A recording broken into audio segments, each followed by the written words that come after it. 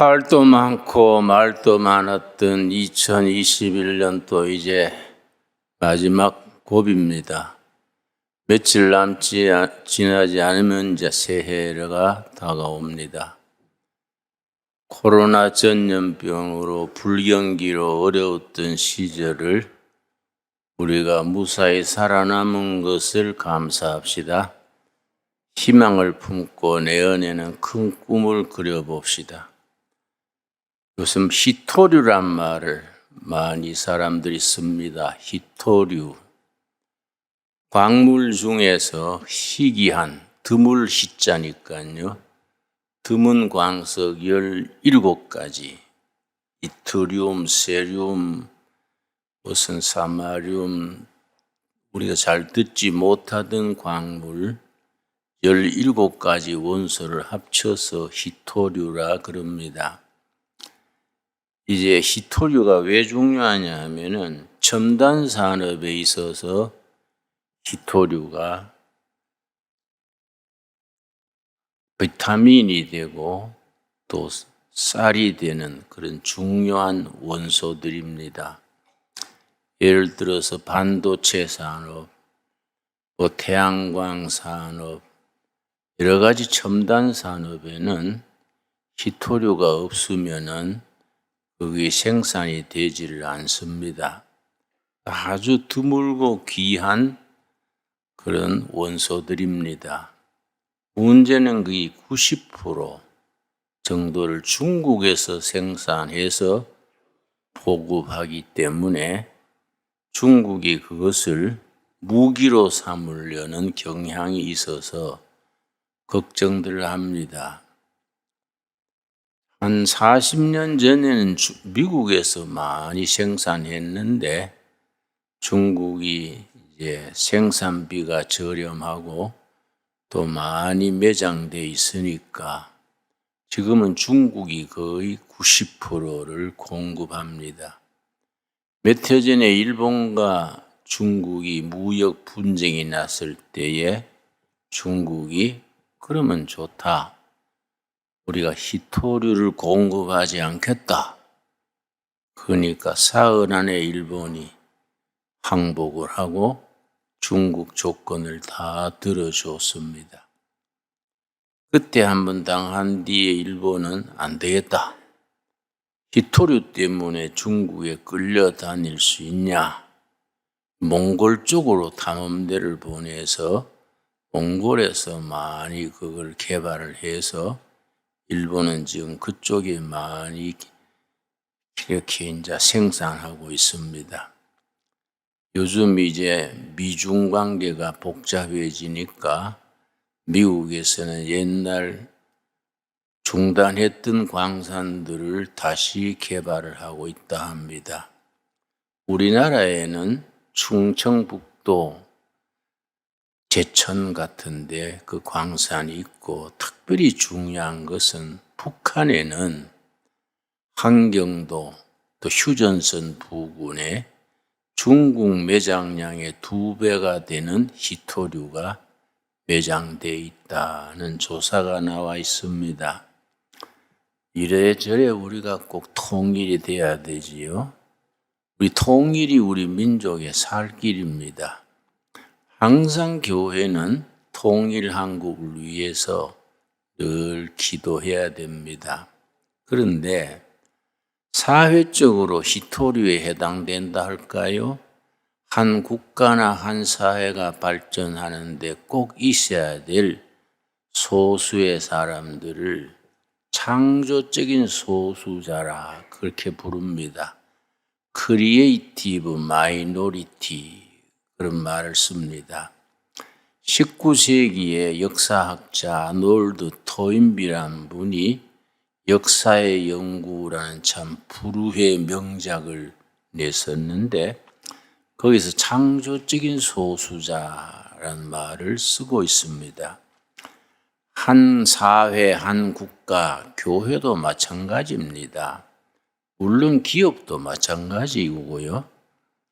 창조적이고 개혁적인 사람들이 주도하면은 그 국가, 그 사회, 그 기업은 희망을 가지게 되고 발전하게 됩니다. 그런데 개혁적이지 못하고 창조적이지 못한 사람들이 그 나라를 이끌거나 그 기업을 이끌면 침체되고 희망이 없어지게 됩니다. 사회주의, 공산주의, 전체주의가 왜 나쁘냐 하면은 그 문화, 전체주의, 사회주의 안에서는 창조적인 소수자를 자꾸 발전시켜 나가지를 못합니다. 그 사회 문화 구조 자체가 그럽니다. 그러니까 우리 민주주의가 좋은 것이 민주주의 교육 속에서 개방된 사회 속에서 창조적이고 개혁적인 사람들이 길러집니다. 그런데 이제 우리가 민주주의 시대를 살면서 민주주의의 그 장점이자 단점이지요. 민주주의가 잘못 나가면은 전혀 창조적이지 못한 사람, 개혁적이지 못한 사람들이 그 나라를 이끌어가게 되면은 그 나라가 전체적으로 침체되고 국민들이 사기를 잃게 되고 청년들이 희망을 잃게 됩니다. 그러니까 그걸 어떻게 바꿀 수 있느냐? 그나마 민주주의가 참 가능성이 있는 것은 자꾸 선거를 통해서 자꾸 물갈이할 수 있기 때문에 이제 희망이 있는 것이지요. 지금 이 사회를 이끄는 국가를 이끄는 사람들은 개혁성이 없고 창조적이 못 되고 크리에이티브 마이너리티가 아니더라도 다음 선거 때 우리가 그런 사람들을 뽑으면 되지 않느냐. 늘 희망을 가지고 선거를 통해서 자꾸 그걸 걸러내게 됩니다. 그런데 이제 전체주의, 사회주의는 그런 게 없으니까 한번 침체되면은 전체가 무기력하게 빠지게 되지요. 우리 성경에서 그런 창조적인 소수자, 아놀드 토비가 말하는 창조적인 소수자에 해당되는 사람을 성경에서는 남은 자라고 합니다. 남은 자. 신학적으로 참 중요한 말입니다. 영어를 remnant, R-E-M-N-A-N-T, remnant. 성경 전체를 관통하는 대단히 중요한 개념입니다. 하나님께서 어느 시대나 그 시대에 역사가 침체되고 백성들이 희망을 잃고 모두 신뢰하지 못하고 다투고 시비가 심해질 때에 그러나 하나님은 그 시대에 창조적인 소수자, 남은 자를 남겨두신다는 겁니다. 가장 대표적인 경우가 열왕기상 19장입니다. 열왕기상 19장. 이스라엘 천지가 바알 천지가 됐습니다. 아합 이세벨 부부가 여호와 하나님을 떠나가지고 바알 신을 끌어들여가지고 사회 국가 전체를 바알 천지로 만드는 겁니다. 그렇게 되니까 여호와 하나님을 믿던 사람들은 추방당하고 감옥 가고 때로는 죽기도 하고 완전히 여호와 하나님을 따르는 사람들이 억압받고 밀리고 어려움을 당했습니다.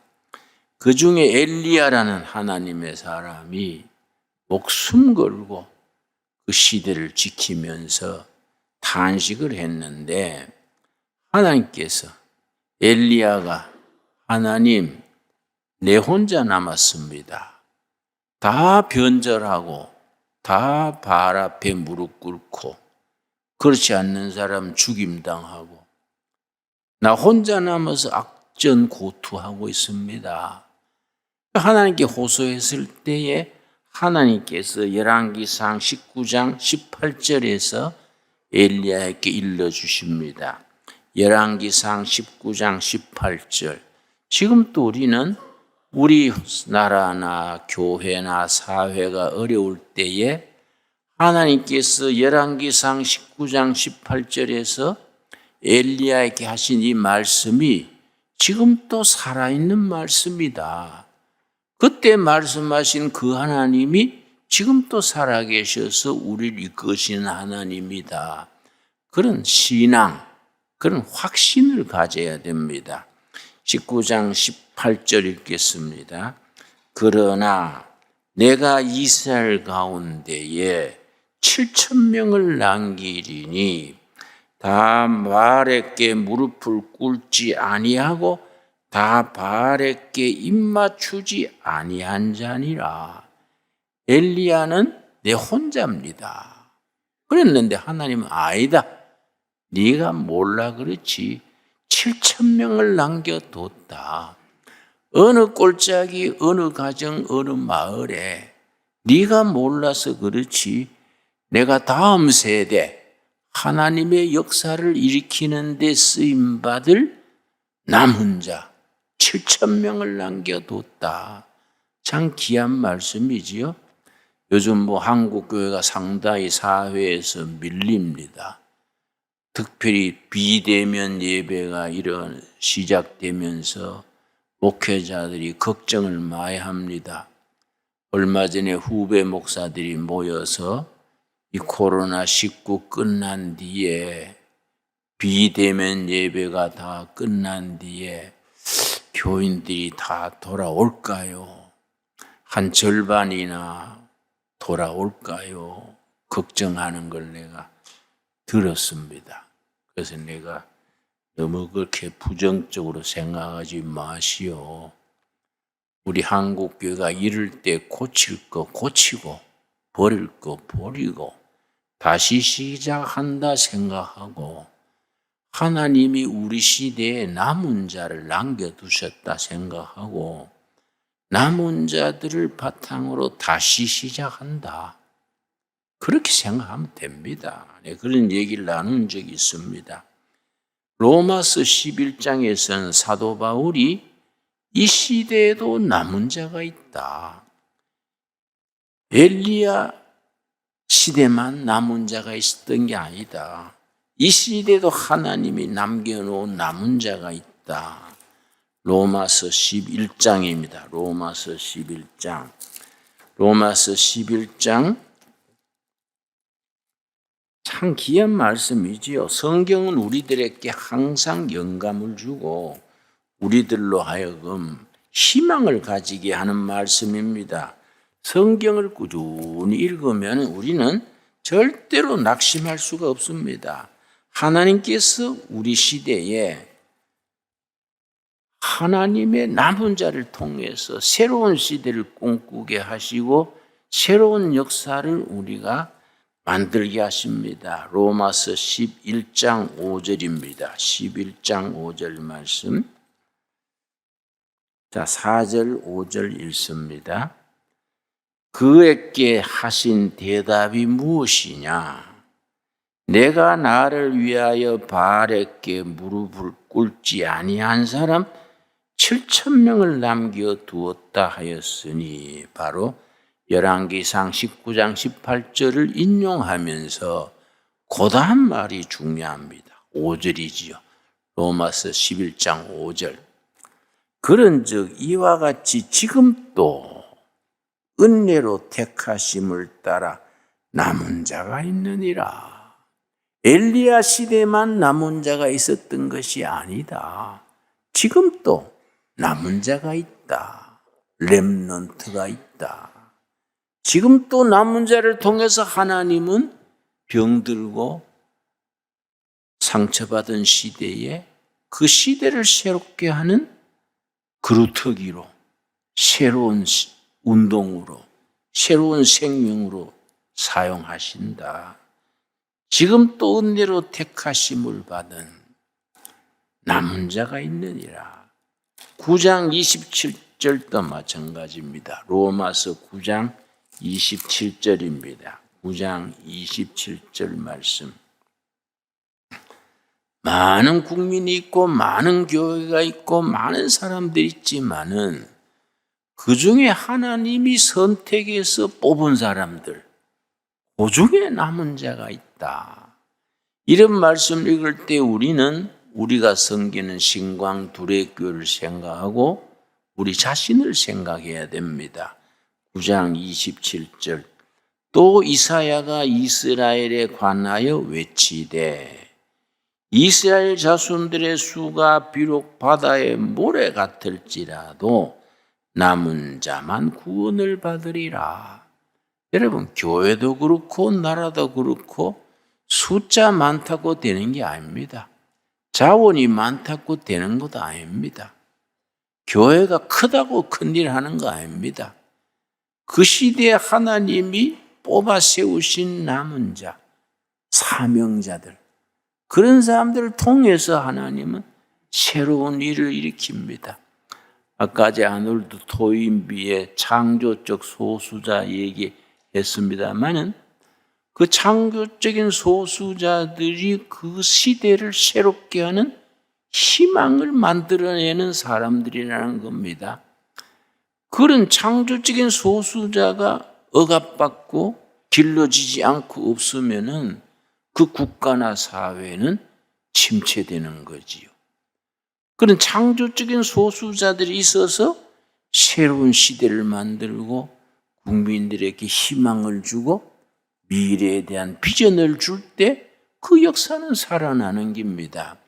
그래서 우리는 영적으로 생각하면은 교회는 우리 시대에 그런 역사가들이 말하는 창조적인 소수자, 성경이 말하는 남은 자, 그런 사람들의 사명을 가진 겁니다.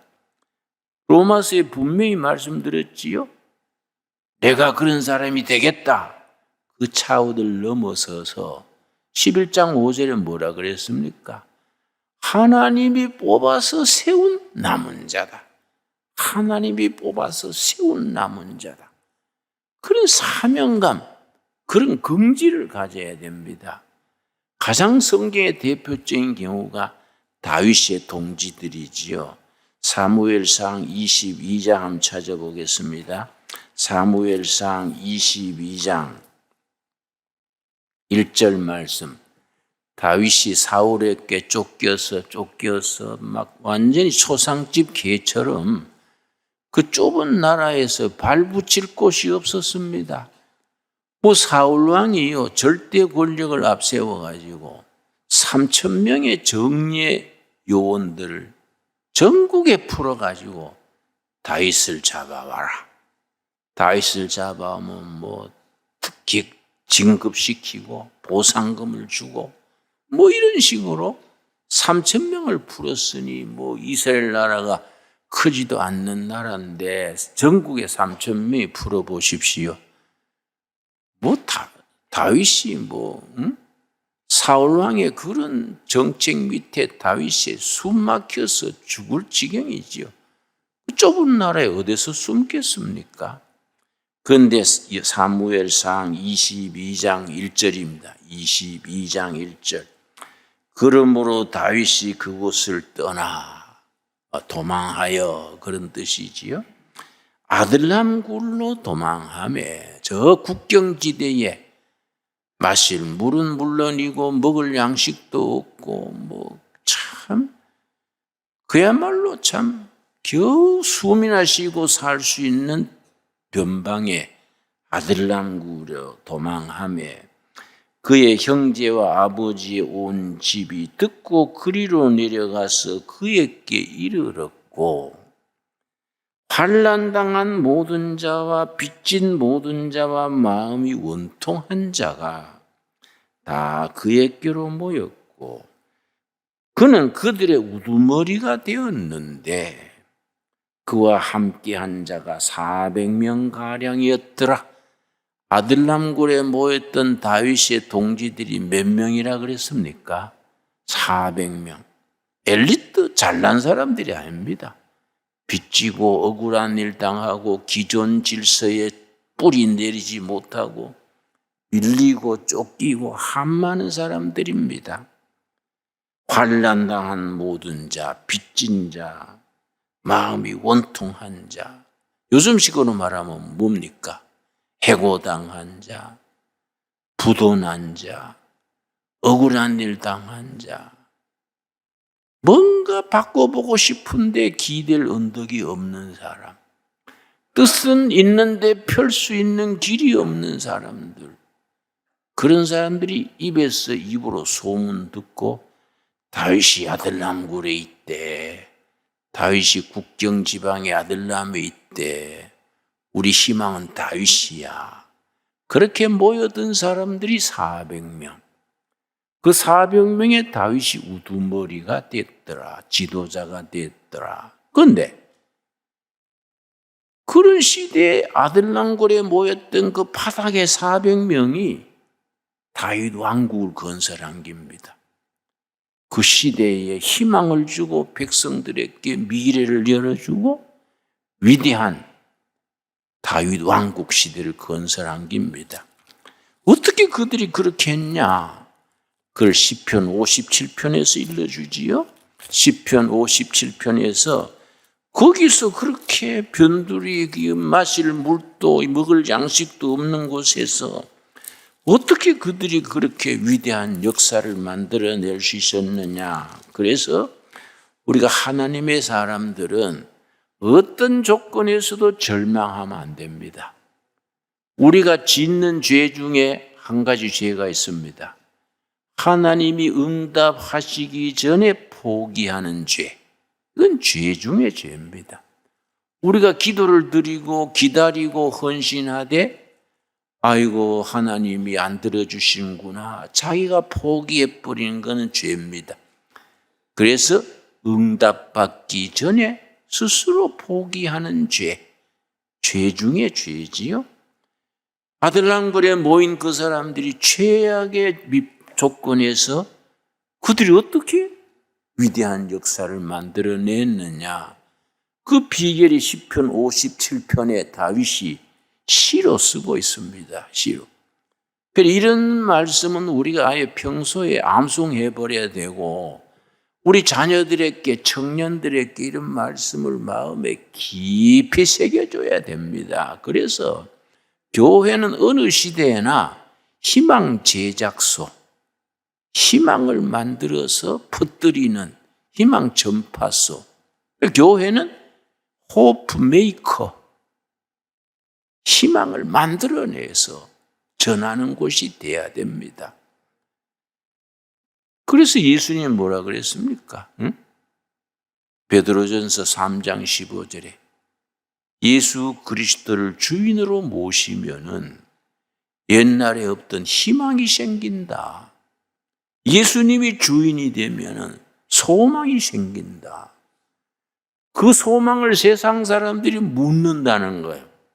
세상 사람들이 자네는 뭐 학벌이나 재산이나 이력서나 뭐 별거 없는데 옛날에 자네가 보잘것 없었는데 요새 그렇게 기운차게 사는 이유가 뭐냐? 자네는 주머니에 먼지만 든 사람이 뭐 백만장자처럼 그렇게 씩씩하게 사는 이유가 뭐냐? 세상 사람이 묻는다. 그럴 때 대답할 것을 준비해라. 그걸 뭐라 그럽니까? 그럴 때 대답해 주는 걸 뭡니까? 그게 선교입니다. 선교, 미션. 예수 그리스도를 주인으로 모셨기 때문에 생긴 희망. 그 희망을 물을 때에 대답해 주는 것. 그게 미션, 그게 선교다예요. 자, 시편 57편 1절이죠. 1절. 하나님이여 내게 은혜를 베푸소서. 내게 은혜를 베푸소서. 내 영혼이 주께로 피하되 주의 날개 그늘 아래에서 이 재앙들이 지나기까지 피하리이다. 그러니까 다윗과 그에 모인 무리 400명은 아들람굴에서 그 땅굴 속에 숨어가지고 겨우겨우 숨쉬고 살아가면서도 그 자기들의 처지를 넘어섰습니다. 하나님의 자비의 날개 안에 그늘에 보호받고 있다. 이 신앙의 세계지요. 영의 사람들은 환경과 조건을 극복하는 겁니다. 뭐 도망 다니고 갈 데 없고 뭐 한숨 쉬고 이게 아니에요. 하나님의 날개 그늘 아래 보호받고 있다. 여러분, 그래서 신앙의 세계가 위대한 겁니다. 여러분, 어떤 처지에 있을지라도 그런 마음의 확신을 가질 수 있게 되기 바랍니다. 내가 아는 자매님이 아주 참 불치의 암에 걸려서 병원에 입원하고 계셨는데, 내가 가끔 가서 이제 신방을 해서 기도해 드리는데, 갈 때마다 왼손으로 악수를 해요. 오른손은 딱 주먹을 쥐고 왼손으로 악수를 해요. 첫 번째는 그러니 했는데 두 번, 세 번째 가서는 궁금해서 물었습니다. 권사님, 이쪽 손, 오른쪽 손은 아픈가요? 나는 병 때문에 못 펴는가? 그래서 아파서 못 씁니까? 늘 왼쪽으로 악수하시네요. 그랬더니, 아이고, 목사님, 죄송합니다. 늘 왼손으로 악수해서 죄송합니다. 그래서 죄송할 건 없지만은 내가 궁금해서요. 그랬더니, 이 손은요, 예수님 손 잡고 있는 손이에요. 항상 이 손은 예수님이 손 잡고 있는 손이어서 그렇게 예수님 손 잡고 있기 때문에 왼손으로 악수했다는 거예요. 내가 은혜 주러 갔다가 은혜 받았어요. 난 두 손 다 내 손이라 생각했지 뭐 예수님 손 잡고 있다 그런 생각도 안 하고 갔는데 아니 그 은혜 받고 왔어요. 항상 예수님 손 잡고 있다. 여러분, 어떤 환경과 처지에서도 은혜 하나님의 품에 날개 그늘 아래 보호받고 있다. 그런 확신에 설 수 있게 되기 바랍니다. 2절입니다. 2절. 내가 지존하신 하나님께 부르짖으며 곧 나를 위하여 모든 것을 이루시는 하나님께로다. 나를 위하여 하나님의 일을 이 땅에 이루시는 겁니다. 주기도문 드릴 때 뭐가 있습니까? 우리가 늘 드려도 그냥 대충 지나가는 거이지요. 우리 같은 모태신앙이 위험합니다. 나는 3대째 신앙, 모태신앙인데 철들기 전에 주기도문을 다 암송해가지고 지금 뭐 습관이 돼가지고 하늘에 계신 게 우르르 나와서 아멘 캐버리는 거예요. 내용은 생각도 안 해요. 하늘에 계신 우리 아버지요. 뭐 3살, 4살 때부터 했으니까 지금 뭐 오직 자동적으로 나와버리지요. 그러나 그 속에 참 얼마나 깊이가 있습니까? 뜻이 하늘에서 이룬 것 같이 땅에서도 이루어지이다. 아멘 하시지요? 하나님의 뜻이 하늘에 이루어진 아버지의 뜻이 우리 가정에서, 내 비즈니스에서, 우리 교회에서, 이 나라에서 이루어지기를 기도합니다. 얼마나 깊이가 있습니까? 이 나라에, 이 사회에, 우리 사회, 우리 기업에, 우리 교회에 하늘에서 이루어진 하나님의 뜻이 이루어지기를 기도하나이다. 그러니까 주기도문이요, 엄청난 기도지요. 그런데 사도 다윗과 그의 무리가 뭐라 그럽니까? 그 아들람 굴에 땅굴 속에 묻혀가지고 하나님께 부르짖으면서 내가 하나님께 부르짖으며 나를 위하여 모든 것을 이루시는 하나님께로다. 하나님이 그 아들람 굴에 모였던 그 사람들을 통해서 그 시대에 새로운 역사를 만들어 주시고 희망을 이루어 주시고 백성들을 새롭게 한다. 하나님의 뜻을 자기들을 통해서 이루신다. 그걸 축복의 통로가 된다. 축복의 통로. 우리가 내가 복받아 잘 먹고 잘 사는 걸 위해서 기도하는 건 아니지 않습니까? 우리를 통해서 하나님의 뜻이, 하나님의 축복이 주위에 퍼뜨려지는 것. 얼마나 감사한 일입니까? 그 사람들은 그래서 위대한 신앙입니다. 9절에 우리가 이런 신앙을 가져야 됩니다. 어려울수록 요즘요, 코로나 이런 비대면 이런 게 오래 가니까 참 참 소상인들이 또 뭐 중소기업이나 서민들이 살아가기가 뭐 어렵습니다. 돈 있는 사람들이야 뭐 있는 거 먹고 살면 되지요. 서민들은 참 숨가쁘지요. 그런 중에서도 우리 하나님의 사람들은 시편 57편 9절입니다. 9절. 주여 내가 만민 중에서 주께 감사하오며 문나라 중에서 주를 찬송하리이다. 감사와 찬송이에요. 그 아들랑 굴에서 오른손에는 감사, 왼손에는 찬양, 감사와 찬양. 이런 걸 영적인 사람들이라 그럽니다.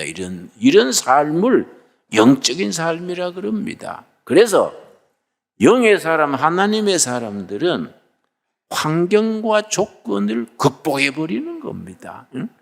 환경과 조건에 매이지 않는 겁니다.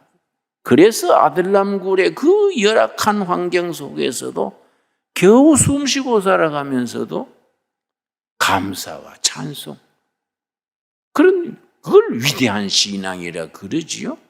그런 비결이 어디서 나왔습니까? 7절, 8절이죠. 7절, 8절. 하나님이여 내 마음이 확정되었고 내 마음이 확정되었사니. 영어 성경에는 self conviction, 자기 확신. 하늘이 무너지고 땅이 꺼지고 부도가 나고 직장이 잃어버리고 뭐 장사가 적자가 들어가도 흔들리지 않은 확신이요. 내가 확신해야 합니다. 확신합니다. 하늘이 무너지고 땅이 꺼져도 나는 확신합니다. 뭘 확신했습니까? 하나님이여 내 마음이 확신되었고 내 마음이 확정되었사오니 내가 노래하고 내가 찬송하리이다. 여러분, 그래서 항상 찬양이 중요합니다. 찬양. 하나님은 찬양 받으시기를 기뻐하시는 하나님. 은혜 받으면 저절 찬양이 나와요. 은혜 받으면 감사가 나오고 마음에 기쁨이 임하고 은혜 받으면 찬양이 나오게 돼 있습니다. 그 핵심이 뭡니까? 8절이죠. 8절. 8절이 우리에게 살아있는 신앙이 돼야 됩니다.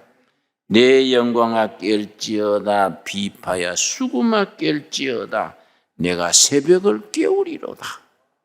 여러분, 밤이 왜 옵니까? 밤에 왜 오는지 아십니까? 새벽이 다가오기 때문에 밤이 오는 겁니다.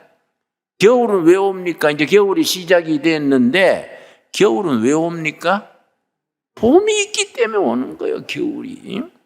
겨울을 맞을 때 우리는 봄을 맞을 준비하는 사람이 희망의 사람이고 영의 사람이고 그런 사람이 그 시대에 남은 자고 그 사람들이 창조적인 소수자고 겨울에 그 얼어붙는 일기 속에서 봄에 따뜻한 걸 전파하는 사람들이요. 그 사람들이 하나님의 사람들 아닙니까? 내 영광아 깰지어다 비파야 수금아 깰지어다. 요즘식으로 말하면 기타야 아코디언아 노래해라. 새벽을 깨우겠다. 여러분, 새벽이 저절로 오는 게 아니다. 하나님의 사람, 기도의 사람이 기도로 찬양으로 믿음으로 새벽을 깨운다. 영적인 해석이지요. 새벽이 저절로 오는 게 아니다. 하나님의 사람들이 새벽을 깨워야 온다. 봄이 저절로 오는 게 아니다. 얼어붙는 겨울에 사는 하나님의 사람들이 봄을 불러드려야 된다.